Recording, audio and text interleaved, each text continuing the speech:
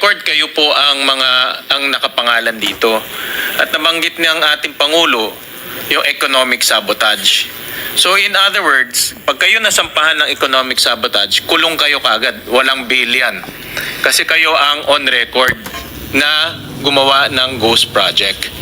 Ngayon ang tanong ko sa inyo, itong mga ghost project na ito, obviously ghost kasi nabayaran ho kayo.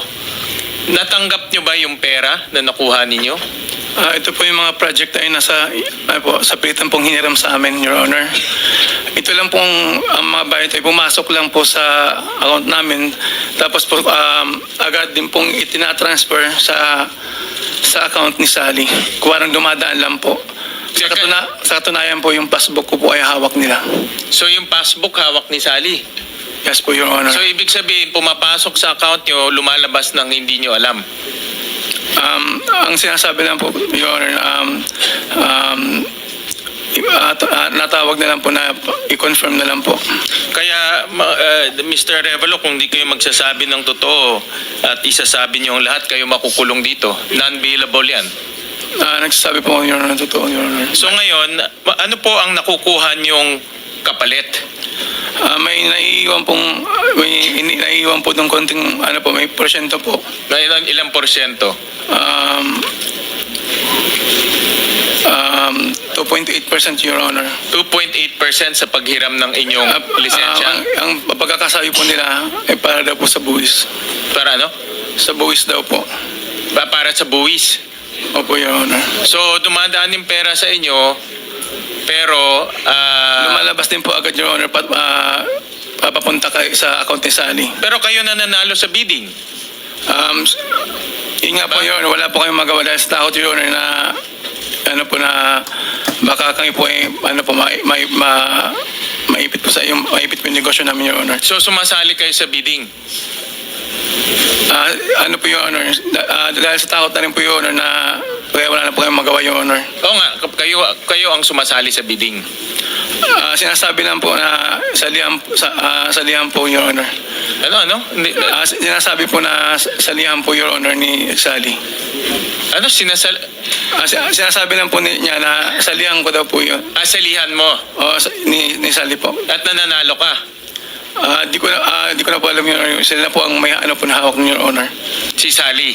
Ngayon si Sally, Miss Sally, sa Sims Construction, ganun rin. Si Pangulo pa natin on August 20 ang nakakita ng ghost project.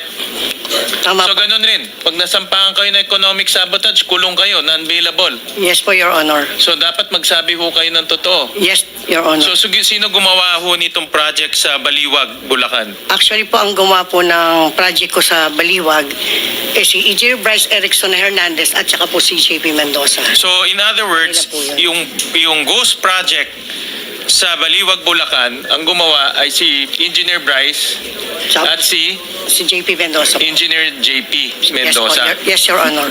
Problema, Mr. Chair? Yeah, go Mukhang ahead. hindi nga ginawa. Hindi ginawa, pero Yung kolekta lang. Pero Mr. Chair, Pero nabayaran. mukhang hindi kolekta, Mr. Chair. Nabayaran. Kasi yan ang ghost project eh. Di ba? Wala, pero nabayaran. Senator Win, baka pwedeng pasagutin natin si JP Mendoza kung talaga sila bang gumawa at saka si Bryce. Kayo ba talagang gumawa? For that, Mr. Chair, Miss Sally, yung pera na binayad, pumasok sa account nyo, di ba? Yes, Your Honor. Saan pumunta yon? Dinala ko po kay Engineer Bryce Erickson Hernandez yung halaga ng siningil po nila. So kayo mismo nagbigay? Yes po, Your Honor. Kanino nyo binigay? Sa kanila po. Sa kanya po. Ikaw magkano ang sayo? Yeah. 3% lang po, Your Honor. So 3% ka, mataas ka pa kay Mr.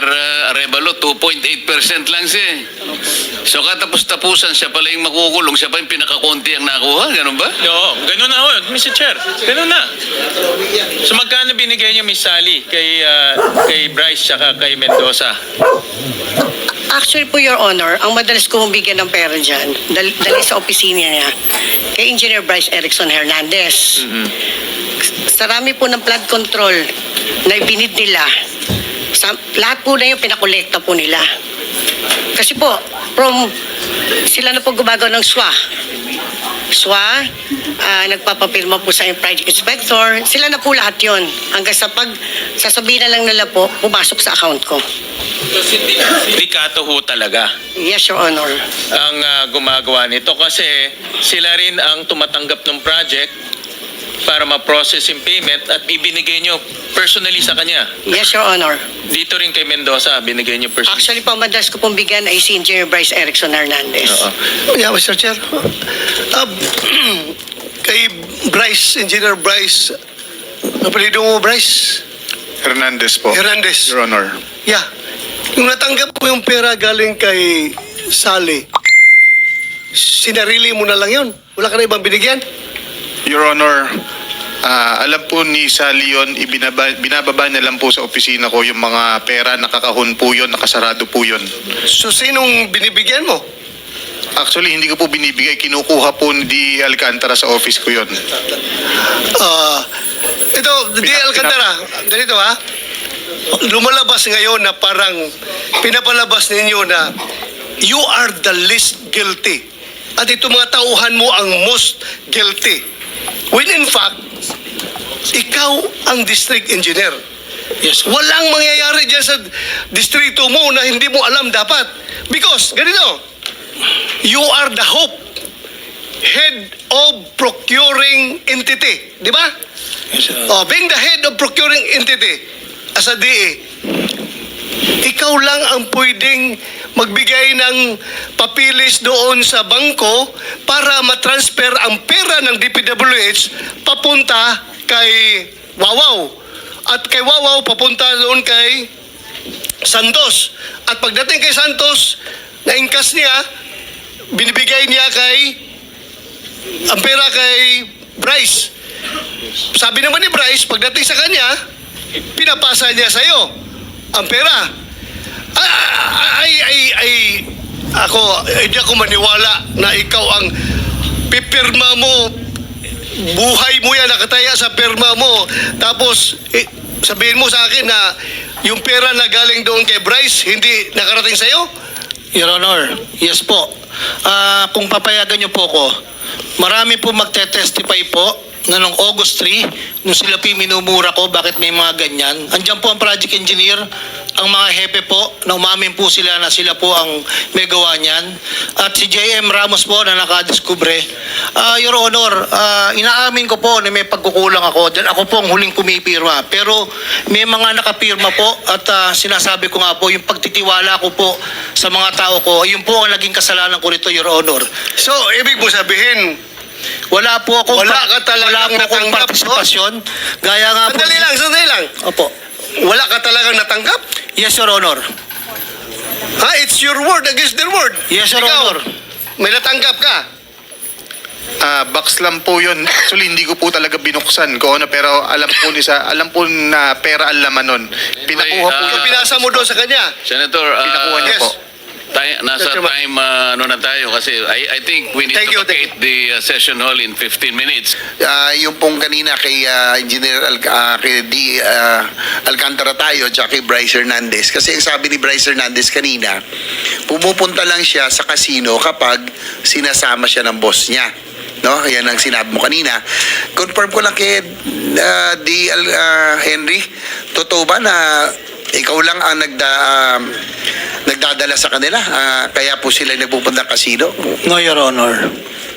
Pero yung hindi yung sinabi ko kanina, gaano kadalas kayong pumupunta? Hindi totoo ba yung 10 a.m., yung 2 p.m. onwards, nandun na kayo, yung grupo nyo? Hindi ko po ma-recall na may ganun time, Your Honor. Pero ako po, normally po, umalis po ako ng office mga 4:30 to 5 po, Your Honor. So, tinatanggi nyo po yung sinasabi ni Bryce na pumupunta na siya ng casino kapag hinahatak. Yes, Your Honor. Bryce, di ba sinabi mo kanina na pumupunta? So, hindi ka pumupunta ng casino na wala si DE? Yes, Your Honor. Anyway, Mr. Chair, tignan na natin kung sino nagsasabi ng katotohanan. Gusto ko nang puntarin yung modus, no? Bulacan 1st District Engineering Office, headed previously by Alcantara, leads in terms of both highest number and cost of flood control projects, 450 projects, amounting to 28.9 billion. Para kung sa kalaman natin, makabayan, maaari po yung detalye yung proseso, pag-identify, pag-approve at pag-release ng budget sa mga proyekto sa district ninyo. Ano po ang kinalaman ninyo bilang district engineer sa bawat proseso? Yung briefly lang po, para malaman lang. Normally po, nagsisimula po yan sa wishlist. Yun po yung sa mga stakeholders na sinasubmit po namin sa regional office po. After po nun, hindi na po namin nalalaman kung ano po ang lalabas sa NEP. Until such time po na we're just waiting for GAA. Pag lumabas po ng GAA, doon na po magsisimula yung pagpaprogram at pagpa-procure po ng lahat po ng mga project, Your Honor. So, may ano lang po ako katanungan. Bago po pag-reach ng budget, kailangan mag-accomplish yung certificate of completion ng project, no? Tama po. Sabi po ninyo, nung nakarang hearing, pinagbabatayan nyo lamang ang presumed regularity ng mga dokumentong pinresente sa inyo ng mga kasama ninyo sa district office. Kumbaga kung anong hinain sa inyo, kumbaga nagtitiwala kayo. Tama ho? Yes, Your Honor. At inamin din nyo sa pagdinig sa House na nagre-rely kayo sa inyong deputy, project engineer, accountant, district inspectorate team, kahit na hindi mo mismo nakikita ang mga projects. Tama po ba? Yes, Your Honor. Kasi po nakikinig po ako rin sa nakita ko yung inyong marami kayo inamin at inako doon sa pagdinig sa House. So, nagtiwala kayo sa inyo pong mga subordinates. Yes, Your Honor. Sino po ang nag-endorso ng mga dokumento sa inyo? Normally po, dumadating po sa office ko yon, dinadala po yun ng mga liaison, no? Nakaikot na po sa mga project engineer, section chief po na nag-implement. May mga dokumento po kasi na step 1, step 2, babalik po sa accounting, gagawa po ng voucher, pipirmahan po ng implementing section chief, gagawa po ang accountant po ng LDAP, pagpirmado na po ng accountant, saka lang po ako pipirma. Pabalik-balik po yung rotation po ng dokumento. Ano po ang partisipasyon ni na Engineer Bryce Hernandez, ang inyo pong assistant bilang Assistant District Engineer at Engineer JP Mendoza bilang Chief ng Construction Division sa pag-endorse ng mga papel sa inyo? Si Engineer JP Mendoza po ang construction chief, kung saan po sila po yung section na in charge po sa pag-implement ng project at sila po ang nag-a-assign at nagre-recommenda sa akin ng mga personnel na i-assign sa bawat project po na project engineer po ang tawag po natin at may mga project inspector pa po. Si Assistant Bryce po ay member po ng head, siya po ang head ng inspectorate team. So yun po ang kanilang mga papel po at siya po ay bilang assistant district engineer ay kasama pong nagmamanage sa sumusuporta po sa akin bilang district engineer po.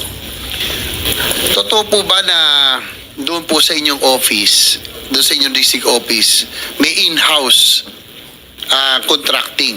No? Kaya nga po dito, nandito yung ibang contractor dito, kaya nagkaroon daw po ng ghost projects. Kadalasan, hinihiram ninyo ang lisensya ng mga contractor. At inamin nyo na meron hong ghost projects sa inyo pong district office. Your Honor, yung ghost project po was, gaya po sinabi noong una, it was reported to me by Engineer J.M. Ramos and Engineer Galang na meron po silang hinahanap. At that time po kasi, as per report po ni Engineer J.M. Ramos, meron po mga voucher na pinapipirmahan po sa kanya. Sila Engineer Bryce po, na hindi na po ako ang DE noon, sila na po ang DE at that time, ay nag-refuse po siya. At that time po ay sila po ay nag-report sa akin. Yun nga po yung binabanggit ko na pinatawag ko po sila lahat noong August 3 at 7:30 PM po doon po sa office po. At tinanong ko kung bakit po may mga ganyang lumalabas po na hindi po nakikita ang project. So, ibig sabihin po, kailan ho na-assign si Engineer Ramos doon sa district office I niya? think po, kasama po siya sa movement. No? Noong June 16 pong umalis ako, tumaas po si Engineer Bryce, si JP Mendoza po ay tumaas din. And then siya po yung nalagay na section chief na nag-i-implement na po ng mga project. June 2025 So, po. ibig sabihin, sa inyo pong salaysay, tumanggi po, pumirma si Engineer Ramos doon sa pinapipirma ni DE Bryce Hernandez at JP Mendoza? Yes, Your Honor. According po kay Engineer J.M. Ramos, nireport niya po sa akin ganun. Ano po yung pinapipirma? Voucher po. Voucher about doon sa About sa mga collection po, Your Honor. tungkol sa mga koleksyon. Yes, Your Honor. So kung yung Pwede ko tanongin ito si si Wawaw. Kasi nung isang linggo pa, inoobserbahan kita, parang talagang uneasy kayo. Kayo ba'y talagang may kanalaman dun sa mga proyektong isinagawa? Kayo ba talaga'y alam nyo yung construction, lahat, cost at lahat nung sinasabing mga proyekto sa Bulacan? Wala po, Your Honor. Ang sinasabi lang po nila sa akin ay sila na daw po bahala gumawa. Wala na akong alahanin, basta po yung pong Tagaloob na po ang gagawa. Yun po ang sabi sa akin ni Tagaloob lamang ang Sally. gagawa. Opo, yung taga-DPWH po. Yung Bali ang sabi sa akin sa'yo, ni Sally. ano ang partisipasyon mo? Lisensya lamang? Pinapadala lang po sa akin yung dokumentong pa, pero minsan nga po wala akong natatanggap. Sino ang nagsabing sila na lang ang gagawa? Yung po ay ayon kay Sally po. Sino? Ayon po ay kay Sally ng Sims po. Sims. Tapos, sino ang kausap nyo ron sa district office na nagsabing sila ng magagawa? Wala po akong direktang kausap sa loob ng opisina, Your Honor. Engineer, D. Alcantara, do you confirm na meron nung parang in-house contracting dito na tinuturo nyo na lang kung sinong contractor? Halimbawa, may kontratista dito. Siyempre, very powerful na Mr. Chair, ang DE. Pag sinabing pahiram na lisensya mo, kami ang gagawa o may gagawang iba, ito ba'y nangyayari sa inyo pong district office? Marahil po, Your Honor, kasi po ito pong huli, hindi po ako kausap ng sino mang kontraktor regarding po dyan sa paggawa po. Wala po akong direct na kausap, bilanggit nga po ni Mr. Arevalo, wala po hindi po nakikipag-usap sa akin. Ako po kasi, ang paliwanag ko po, kung ano po i-recommend sa akin ng BAC, na for approval po, resolution, yun lang po ang pinipirman ko. Mr. Arevalo, sino ang kausap mo sa DPWH? Wala po. Ang kausap ko lang po ay si Sally po. Wala na pong... Sino pangalan? Sally Santos po. Sally Santos. Dito ba? Nandito ba? Opo, Your Honor. Yes, Ma'am Sally Santos, kayo po'y pinangalanan. Kayo daw ang kausap ni Mr. Arevalo. Siguro, Mr. Arevalo, bago ko dali si Miss Santos, bakit ka nagtiwala? Ano bang kapalit at ba't ka pumayag na gamitin ang lisensya mo, ikaw, para humarap bilang kontratista kahit na hindi ka ang gumawa? Sa takot po, Your Honor, na pag-initan po yung negosyo po namin kasi may mga kontrata din po kami, Your Honor. Kumbaga kahit na kung sinabi sa'yo kailangan na hiramin ang lisensya mo, susunod ka dahil baka mawalan ka baka hindi ka na mabigyan ng kontrata, parang ganon? Tama ba? Hindi na po, opo, Your Honor. At alam ko po na kung sino po yung mga nasa likod po nun. Ma'am Sally Santos, totoo ba na merong hong in-house contracting sa district office at kayo na lang po ang pumipili kung anong lisensya, kung sinong contractor ang inyong gagamitin bilang haharap, no, on paper doon sa mga proyekto? Your Honor, hindi po. Actually po, Your Honor, si Engineer Bryce Erickson Hernandez, siya po ang nag-uutos sa akin ng humiram ng lisensya. So ako po, pinagpaalam ko naman po sa kanila, nahihiramin po yung lisensya nila. So kapag... So, ulitin niyo po, ang utos po ni Engineer Bryce Hernandez Humiram po. ay humiram kayo ng lisensya sa mga contractor. Yes po. Kasi po, mayroon daw po siyang ibibid ng mga proyekto para sa kanya. Sino po ang gumagawa? Sila po. Sila mismo. In-house nga. Sila po mismo, Your Honor. So itong siguro bago balik Mr. Chair, alam ko sumobra na pero andito na tayo, matutumbok na natin. Former D. Alcantara, umamin kayo na may ghost projects kayo doon sa Bulacan, no, na nakalusot. Tingin nyo ilang porsyento yung ghost? Yung sinabi ko nung isang linggo, may pampamilya kayo at may pang sports. Ilan po yung pang sports na proyekto?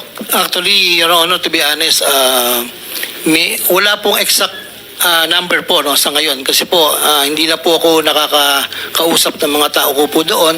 At yung iba po ay suspendido na rin po. I just relay po nung unang report sa akin na meron po mangilan-ngilan at unti-unti pong nadidiscover po ito. No? Actually, I don't even know the location, the title, the amount po, Your Honor. So Yun po. lahat pinagkatiwala mo kay Engineer Bryce at kay JP Mendoza. So sila talagang may alam ng modus dito sa district office nyo. Nagtiwala kayo ng gano'ng katiwala nyo? Tingin ko po, Your Honor, nagtiwala po ako sa kanila because I'm not even a member of the BAC. No po, basta po nirekomenda ng BAC po sa akin, pumipirma po ako because it's a resolution. Actually, may dagdag ko lang po, para po malaman natin ang katotohanan, may mga project engineer naman po na naka-assign dito na pwede po nating tanong pa, bakit po nakapirma ang project engineer, ang section chief, nang wala po talaga yung project? Yun lang po, Your Honor. Salamat po. Ma'am Sally, magtuloy na rin po tayo. Yes. So, pag inutusan ka ni Engineer Bryce, nila JP Mendoza, gumamit ng, humanap ng kontraktor, gamitin yung lisensya nila. Para Yes po, po. ano po yung mga proyektong kanilang ginagawa? Itong mga tinatawag na flood control at yung mga ghost projects, kabilang ba ito rin sa yung mga binanggit? Yes po, Your Honor. Almost flood control po siya lahat. Flood control lahat? Yes po. Mga ilan po yung may idea kayo kung ilang porsyente? Narinig mo ba yung pang pamilya at pang sports? Actually po, kailan ko lang po narinig kay D.E. Henry na meron pong ganun. Yung pampamilya, Mr. Chair, sabi ko nga, ito yung totoong proyekto na merong ginawa. Yung pang sports, ito yung walang proyekto totally. Talagang kinukuha. May idea pa kayo sa ganon? Actually po, Your Honor, nagtiwala po kasi ako. Kaya po ako nakapaghiram ng lisensya. Nagtiwala po ako sa dalawang ito. Nagagawin po nila yung proyekto. Sino yung dalawa? Si Engineer Bryce Erickson po at si JP Mendoza. So sila po talaga nagpapalakad. Yes po, Your Honor. Lahat Yung po, modus doon, Yes po, Your Honor. sila nagsasabi kung sino magiging kontraktor, Yes po, Your kung Honor. sino yung ihiraman ng lisensya. Yes po. So, maaring gawin yung proyekto o maaring walang proyekto. Yes po, Your Honor. Mga ilan kaya sa tingin nyo yung ghost o yung hindi talagang ginawang proyekto na talagang doble na. Meron ng may kita na sa magiging kontraktor, doble kasi walang diniliver. Your Honor, kailan lang po lumabas po yung issue na yan? So, ang tagal na po yan. Since 2022, nagpapahiram na po sila ng lisensya sa akin. So, ako naman po, nagtiwala po dito sa dalawa na to na humanap po ng lisensya na gagamitin po sa mga proyekto nila.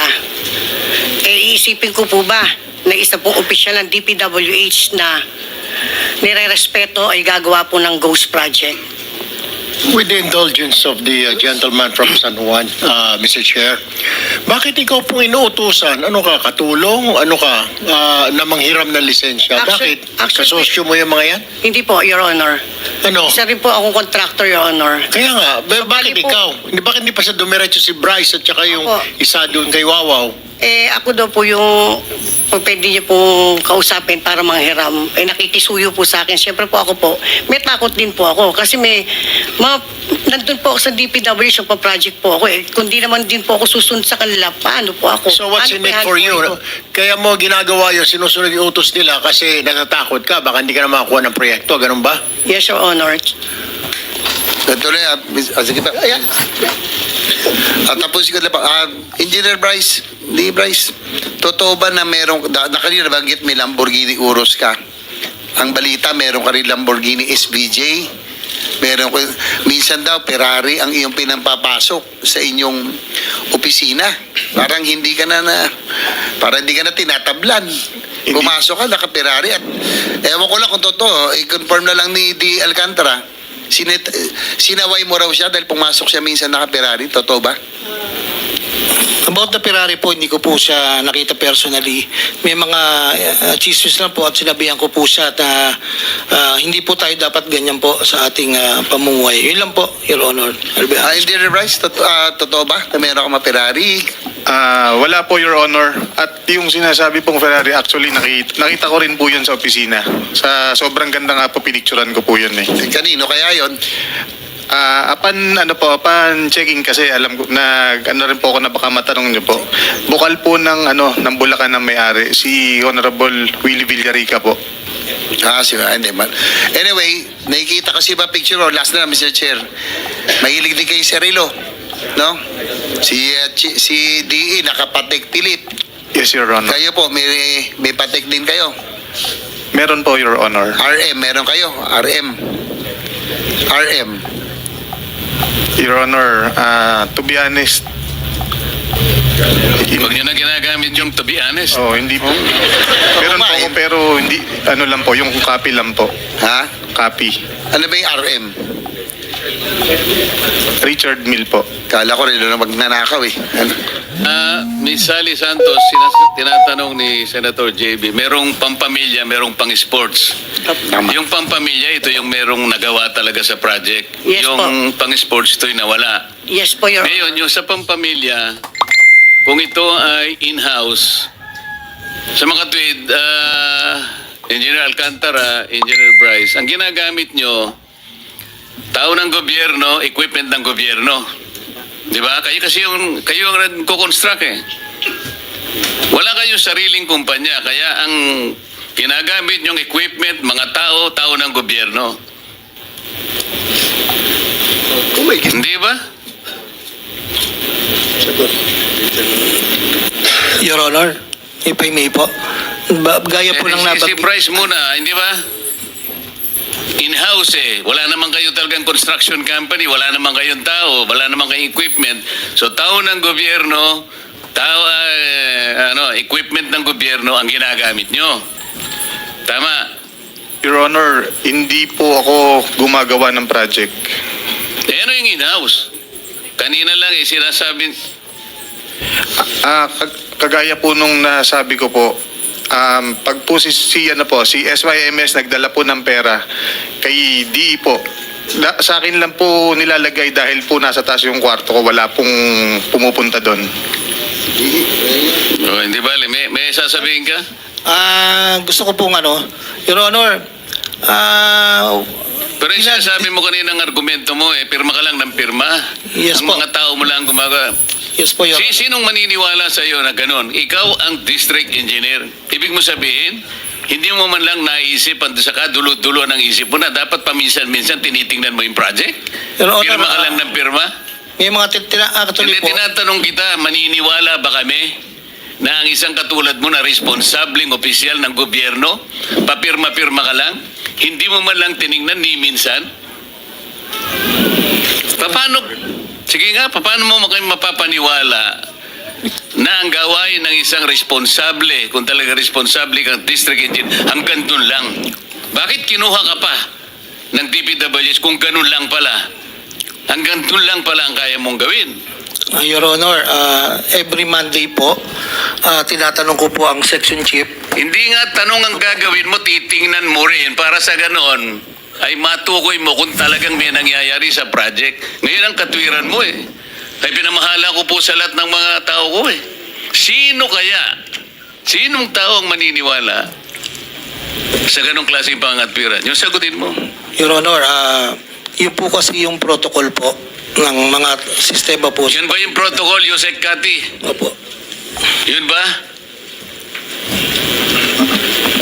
Sorry, Your Honor, I am not involved in the operations. I guess the regional director. Tinatanong ko protocol, wala ba kayong guideline? Ang dami ninyo department order. Yun lamang quality control, yung QUA ninyo.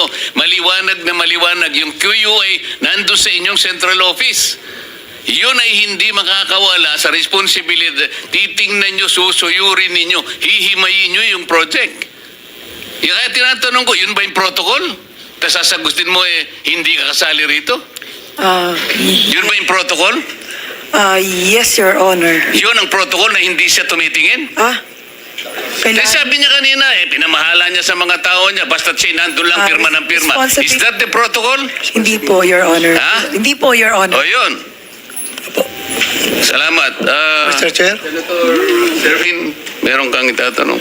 Meron na lang po tayo kasing halos sa Isang oras, kaya maximize natin. Nandito si Yusek Kati Yeah, kasi. Mr. Chair, just to continue yung mga tanong ni Senator JV. Tinitignan ko ho kasi news reports. May lumabas sa news report on August 20 sa Privilege Pitching Center, Lacson, ang contractor Wawaw Builders, ang amount 77 million, construction of riverbank protection in Malolos City. Another news report lumabas rin, galing rin kay Senator Lacson. Wawaw Builders ulit ang gumawa, 77 million, riverbank protection structure in Barangay Iba, Hagonoy. Another news report, Wawaw Builders ulit, August 20, 77 million sa Hagonoy ulit. And then meron another news report, September 4, Wawaw Builders, 96 million sa Plaridel, Bulacan. Lahat ho to ay ghost projects according to Senator Lacson. No? Ito yung galing sa kanyang privilege speech. Have this been verified to The last Bicos pala, project? sorry, on September 4, ito po yung inspection ni Secretary Vince Dizon sa flood control project in Barangay Sipat, Plaridel, Bulacan. No, so,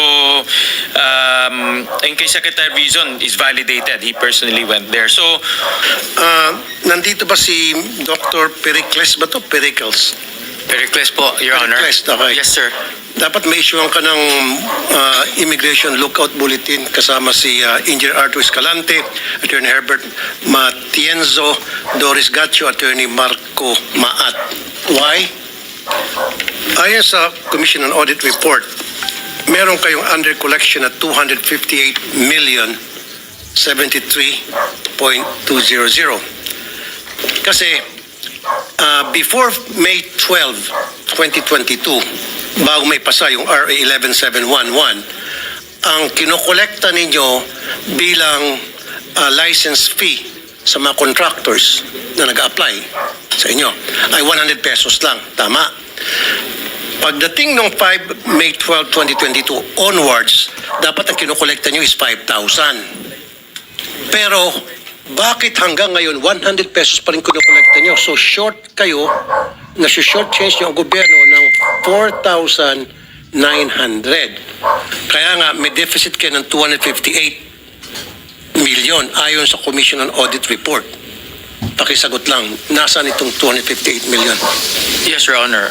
Actually, the notice of charge is an under collection because the RA 4566 only mandated a fee of 100 pesos per contractor. 100 pesos. Pero noong May 12, 2022, dahil sa RA 11711, dapat ang kinokolekta nyo sa mga contractors na nag-apply ng lisensya supposed to be 5,000. Pero even after the 11711 law has been passed, naniningil pa rin kayo ng 100 lang.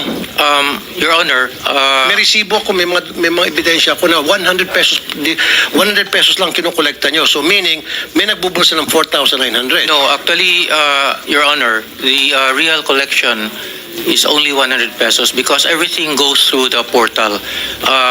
All of the payments are paid directly through Land Bank. Kaya nga, bakit 100 pesos lang ang pinakolekta Yes, nyo? may I explain, Your Honor? Yes. Yes.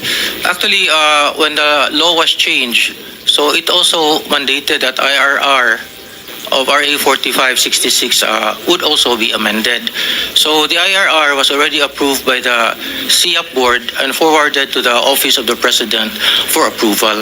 We have already indicated to COA, Your Honor, that the shortfall will be charged prospectively to the contractors upon the signature of the IRR by the President.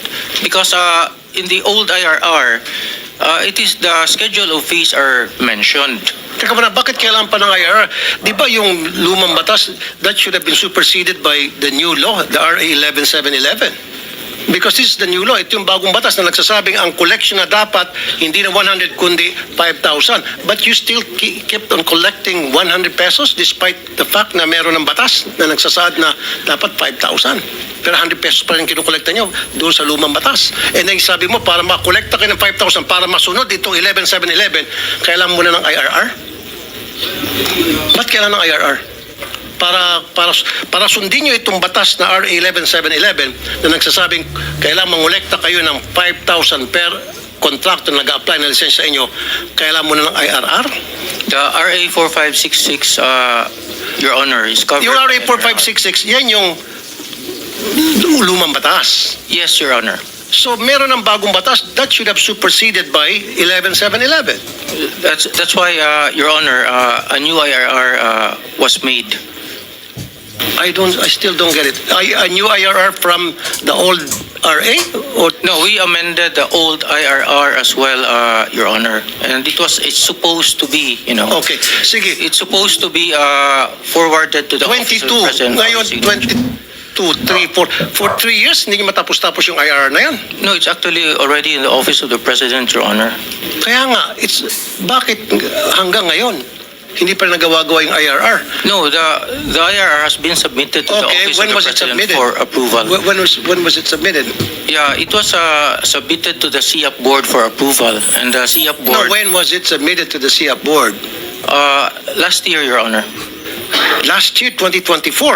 Yung sir. batas pinasa noong 2022. At the time, Your Honor, the Heal as One Act was still in effect, and the No, sir. May 12, 2022 nung napirmahan yung batas. Yes, Okay? sir. Mm. So, the effectivity dapat ng batas ay yung once na na-sign ng presidente. Yung batas na ito, yung RA 11711. So, dapat, kung sabi mo kailangan ng IRR pa niyan para ma-fulfill yung sinasabi ng batas, itong bagong batas, bakit it took you 2 years para buuhin yung IRR na yan? At the time that the law was passed, Your Honor, it was at the height of COVID, and all of our meetings, to be honest with you, Your Honor, were even held virtually. So the President revoked the Heal as One Act on 2023, Your Honor. Okay. So, paano yung sagutin ito sa...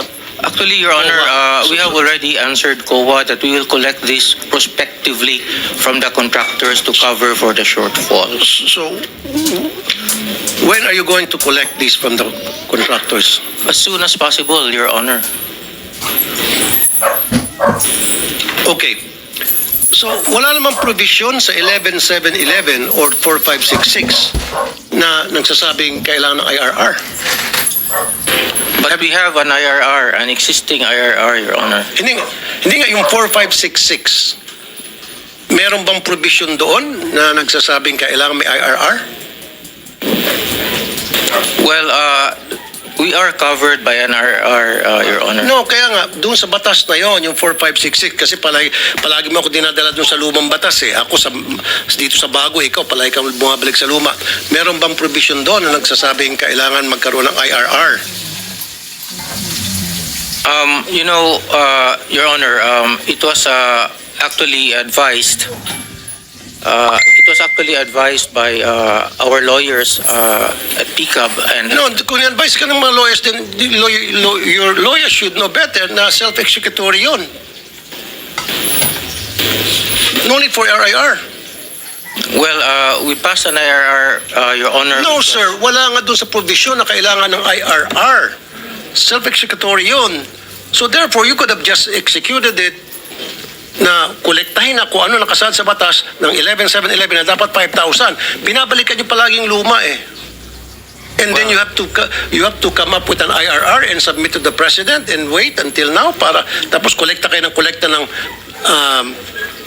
100 pesos. Eh di tablay na lang natin itong batas na ito, itong 11711 dahil para sa inyo, inutil pala to.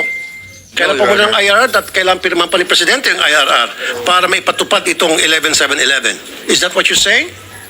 Well, that was what we were told, Your Honor. Dito ba sa 11711, did it say there na kailangan magkaroon ng IRR bago ma-implement yung 5,000 pesos na kukolektahin sa bawat kontrakto nag-apply ng lisensya?